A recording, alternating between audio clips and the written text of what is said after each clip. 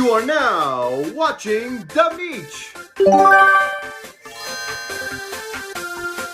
Palworld has exploded in popularity. We haven't seen a game reach this level of popularity since 2018. But just like with other popular games, Palworld is no stranger to a massive amount of hate and controversy. With a game like Fortnite, it felt a lot of the hate was only due to it being popular. Most of the time, you'll hear someone hates Fortnite because it's cringy. I don't like the cringy dances, it's so cringe. Rather than providing legitimate reasons. But with Palworld, it's an entirely different story. There's been a lot of buzz around Palworld. The main thing always brought up is how similar it is to Pokemon. I wanted to find out for myself if any of these Pokeclone arguments are true. So not only did I play Palworld, but I went back to Pokemon Scarlet and Violet. To specify, I played Pokemon Scarlet version, but the only difference between Pokemon Scarlet and Violet are the Star Legendaries, and Scarlet having a Fanta theme, while Violet is lean. But could Palworld be similar enough where Game Freak takes action? Likely not, considering they didn't even bother taking action to develop their recent games.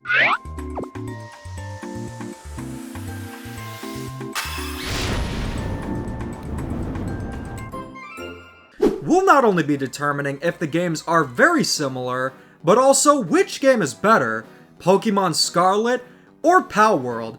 With that being said, it's time to fight Electabuzz with Grizzbolt and let the battle begin! The first thing you'll encounter playing a game is a visual presentation, the graphics. Do I even need to say it about Pokemon? Of course I do, because even 1 year later, I'm in complete disbelief. The graphics of Pokemon Scarlet are not just bad, they are repulsive. It's the ugliest looking game I have ever played, and this is for so many reasons. The textures are flat, and the environments are rudimentary. Things like the caves and mountains literally look like they were made for Conquer. Because they look like doo-doo, it looks truly awful. A common excuse for it is that the Switch simply can't handle open world games, and these graphics are just to be expected. No, not true at all. The Switch can put out beautiful games, even if the hardware is weak. Pikmin 4 and Luigi's Mansion 3 instantly come to mind, but even other open world games, like The Legend of Zelda Tears of the Kingdom and Xenoblade Chronicles 3, look great. This is where things get interesting. Palworld is a game that's made for the significantly more powerful Xbox Series X and PC. When it comes to comparing the presentation of games on different systems, I account for the art direction. Yes, there's more power, but many Switch games can look better than Xbox Series X games. It all comes down to art direction and not just raw power. Palworld goes for a realistic style, where you're exploring forgotten islands. It's still in the beta phase, but it looks excellent. The environments are vivid and very colorful, and when I play the game, I feel immersed. It's very important for open world or large scale games to have good graphics, be it realistic or stylized. You can't feel immersed if a game looks as nasty as Pokemon Scarlet and Violet. Palworld is not perfect graphically, there's still work to be done, but even as a beta, it's light years ahead of Pokemon. Point for visual presentation goes to Palworld. There is so much wrong with Pokemon Scarlet, but if there's one good aspect that truly stands out, it's with the sound design and music. There are some excellent songs, with some of the standouts being the Penny Battle theme, the theme for the final area, and of course the final battle, but the overall music is great, even when you're just exploring Paldea. Sound effects are also good, though not remarkable, and many open world games go for ambience, but I like when a balance is found between having ambience and music, kinda like in Super Mario Odyssey. Palworld, on the other hand, mostly goes for ambience. When I'm exploring and surviving on the beach, I like how ambient and relaxing it is. There's also music when events happen, such as when pals duke it out and the time of day changes. After playing Palworld, most of the game felt complete and competent despite it being a beta. but the sound design infidelity sent the reminder that I was indeed playing a beta. The sound effects and music are oddly compressed, to the point where it sounds like a Nintendo DS game. This is apparently only an issue on the Xbox Series S and X, and I'm sure it's going to get fixed for the final version. But even if the audio wasn't compressed and sounded perfect, I still would give the point for music and sound design to Pokémon Scarlet. Point for music and sound design goes to Pokémon Scarlet. Savor those points, Pokémon. You're gonna need them. The most important meal of the day isn't breakfast, it's serving it up Gary's way. Just like how the most important part of a game is the gameplay. Pokémon Scarlet and Palworld have similar concepts in terms of gameplay. Both games are large in scope, with vast areas to explore.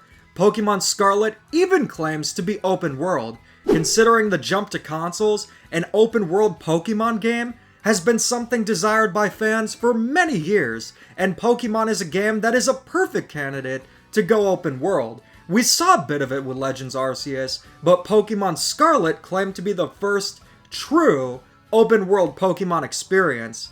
What Pokémon Scarlet has is an idea and a blueprint. There are some fun elements. I like exploring and seeing Pokémon in the wild, but the execution is beyond terrible. The performance of Pokémon Scarlet is hands down the worst for a Nintendo game of all time, and one of the worst I've ever seen in gaming, period. If Pokémon wasn't tied to a series with deep-rooted nostalgia or brand recognition, I guarantee you it would be ranked amongst games like Cyberpunk 2077 in terms of how awful the performance truly is. But the thing is, Cyberpunk got fixed. Pokémon never did, and probably never will.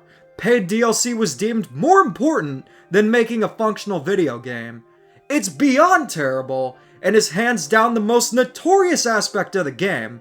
But let's bar the performance and look at the actual gameplay. Because if you ignore the game's problems, then it's amazing. Maybe if I don't play it, it's amazing. The thing is, even without the performance issues, the gameplay is beyond broken. In an open world game, the idea is being able to take your own path and choose your own adventure.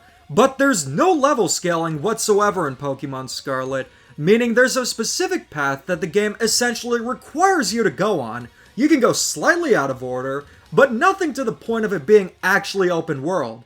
Part of the fun is catching Pokémon and battling them. For an open world game, those two aspects should be streamlined. We saw it in Legends Arceus with the catching mechanic and real-time battling, but in Scarlet, catching Pokémon is the same as it was in prior games. It's not intuitive, and it was a huge disappointment the catching mechanic from Legends Arceus didn't return. Yet again, Pokémon Scarlet was released not even a year after, with a development time of about, 5 minutes? You're bound to leave out some good mechanics due to time constraints, let alone a functional video game. It fails to deliver on being open world, and even as a game itself, it's too easy. Auto-battling just requires spamming the attack button, and a third of the game consists of these mindless auto-battles. The gym battles are also utter garbage, consisting of mind-numbingly easy minigames. One is DDR you can't lose, and the Sunflora hide-and-seek game causes the frame rate to go into further hiding. Pokémon Scarlet is most notorious for its putrid graphics and awful performance, but even as a game itself, it's designed incredibly poorly and misses the entire point of being open world. More like broken world, am I right? Palworld, on the other hand, does have open world elements, but the game itself is a completely different genre. It's a survival game. Your main goal is to just survive like if you were living in the city. You know you have to survive and keep that dream alive. Palworld is often claimed to just be Pokemon with guns. You'll see Kotaku articles stating Pokemon with guns got a new update. Yet again, it's a Kotaku article, so any amount of intelligence, out the window. But the fact of the matter is, there is way more to the game beyond just the pal catching and weapons. Considering it's a survival game, you'll mainly be setting up a shelter, making food, and staying warm. There's a lot of crafting involved, and you're going to have to learn how to manage resources. You'll need to gather up materials such as stones, wood, and paldium fragments to build tools, structures, and most importantly, the Pal Spheres. This is where the Pokemon similarities begin. Creatures known as Pals inhabit the world, just like Pokemon do in their respective regions. Similar to Pokemon, you can battle and catch the Pals. All the battling takes place in real time. None of it is turn-based, which is way more suitable for an open world game. The way you catch Pals is very similar to Legends Arceus. Just throw a Pal Sphere as if it were a Pokeball, and you'll be able to catch the Pals. You also get to know the odds of catching a Pal, and you can increase these odds by battling and lowering their health. You can do this with a Pal battling automatically, or could fight the Pal yourself. Be careful though, because unlike Pokemon, Pals actually die. Sometimes it's beneficial to take out the Pals. You're gonna need to get some Rush Roar or Chickpea meat to prevent you and your team from starving, or you could just eat berries, but battling and catching Pals is way more fleshed out and way more fun than it is in Pokemon Scarlet. Palworld also brings in much more interactivity with your Pals. Not only can they battle, but they can also work for you. They are able to collect resources, help speed up the process of crafting, and best of all, you can ride some of them. You can use their attacks for some quick resource gathering. If you need rocks, use Rush Roar's charge attack into a boulder, and you're golden. There's always something going on in Palworld without a dull moment. You're gonna need to make sure you and your pals are kept healthy, not hungry, and prepared for anything. Sometimes, a pack of hungry pals will swarm your base, and other times, you'll have to fight off syndicate thugs. Believe it or not, you can actually capture humans. Palworld can either be relaxing or extremely engaging, depending on what's going on. Outside the Pals, that's where the similarities to Pokemon Scarlet end, because Palworld I can best describe as a combination of Fortnite, The Legend of Zelda Tears of the Kingdom, and Pokemon. It's an excellent blend, and I've been having an amazing time playing it. I won't deny, the game is far from perfect. Remember, it's still in beta, and I've encountered some glitches. There's still a lot of poppin' as well, but despite everything, it's light years more competent than Pokemon Scarlet ever was or ever will be. It needs more time to cook to become truly phenomenal, but as it stands, it's what I'd love to see from modern Pokemon games, and then some. The point for gameplay goes to Palworld, and it's not even close. Gotcha.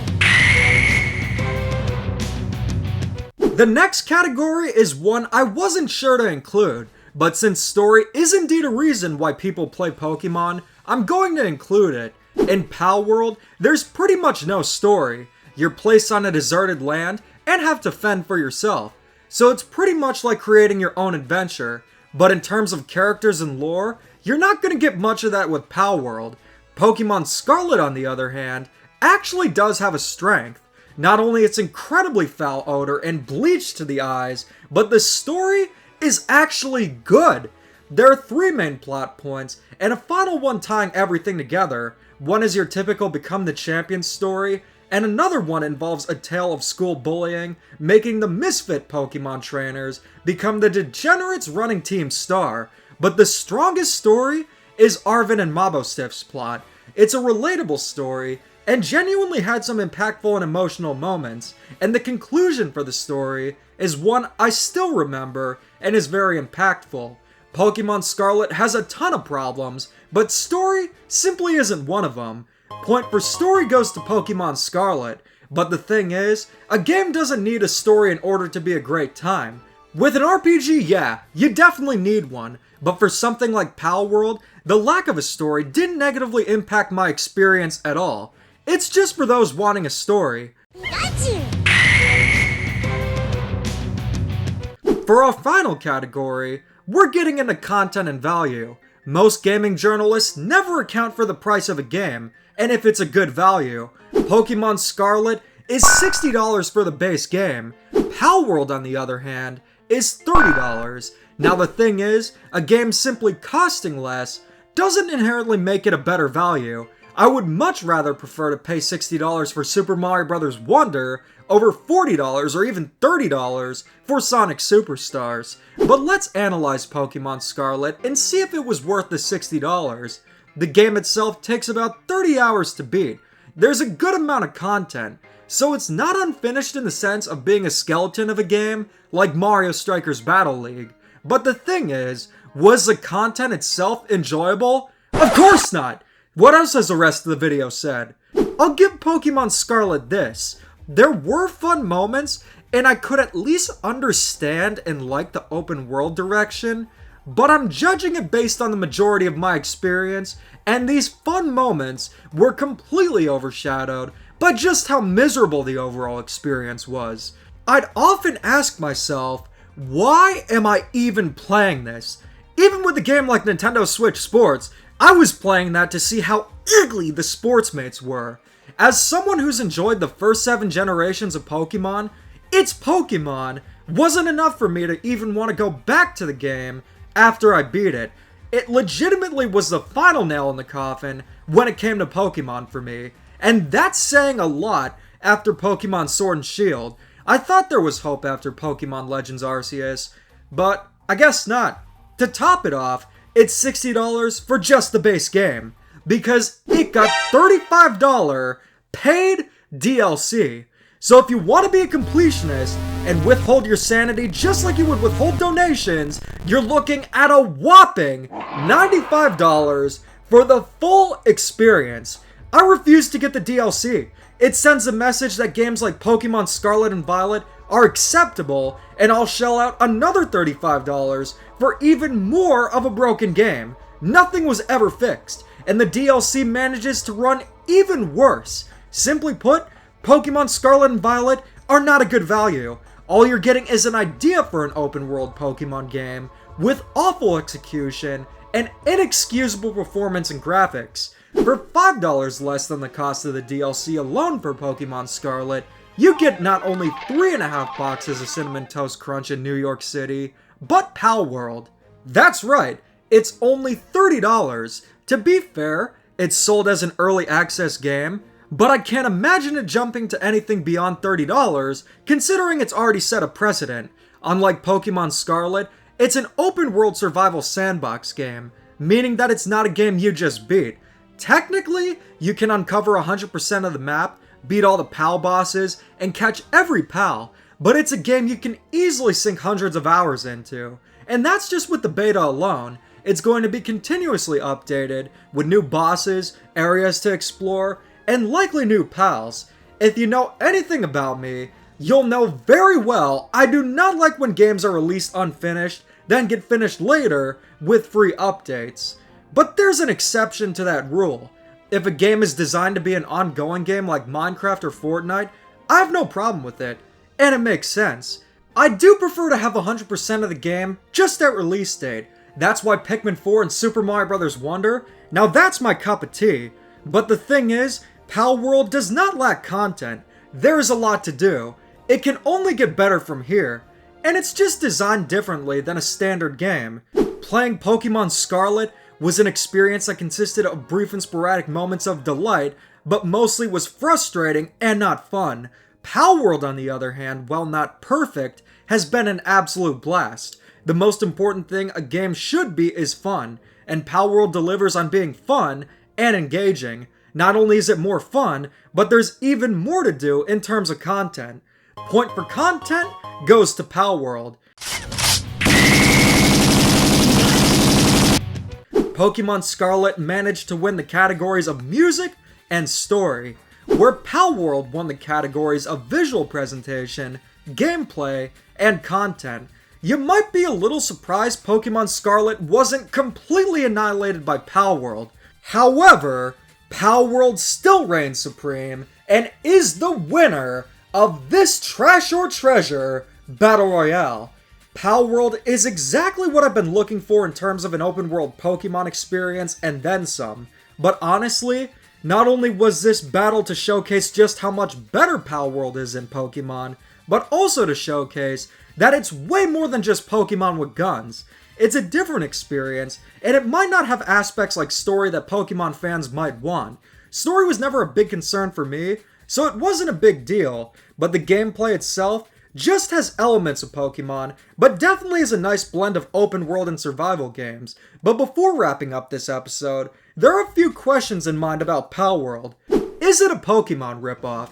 In terms of gameplay, no, it's not. It's a different gameplay experience, and while there are similarities, it's not the same game. In terms of the PAL designs themselves, yeah, a lot of them look very similar to Pokemon. I'm not going to be like, there is no Pokemon inspiration at all, not a chance, and make up some philosophical answer, because yeah, PALs do look similar to Pokemon, but here's what I don't get. Why is Palworld under such scrutiny for being derivative of Pokemon designs and being claimed to be nothing more than a ripoff? Think of it this way. So many popular series and products are borderline ripoffs, or just straight up ripoffs. Look at most of Pepsi's sodas. Pepsi is equivalent to Coca-Cola. Starry, Sprite. Crush, Fanta. The only original one they have is Mountain Dew and its flavors. I will admit, Pepsi excels the most when they have their own original sodas. My favorite is Pepsi Blue, which came back in 2021, but unfortunately isn't a permanent flavor. Usually this is where I would say like, comment, and subscribe, but all I want is you to say bring back Pepsi Blue. What it is a fusion of berry and cola. It's two ideas that have been done before, but when they're blended together, it creates a soda that's one of the best ever made, and Palworld can be seen as such. Though I will admit, definitely not one of the best games of all time, at least yet. A blending of established ideas to make something that's new and a fun experience. I think part of Palworld's popularity has to do with just how crappy modern Pokemon games have been. You didn't see Pac-Man fans go ballistic with the countless clones like Casey Munchkin releasing throughout the 80s. You didn't see Mario fans go berserk when a game like Big TV Mary Bar was released. Because it's clear the original Pac-Man and Mario are kings, and these bootlegs were nothing more than a joke.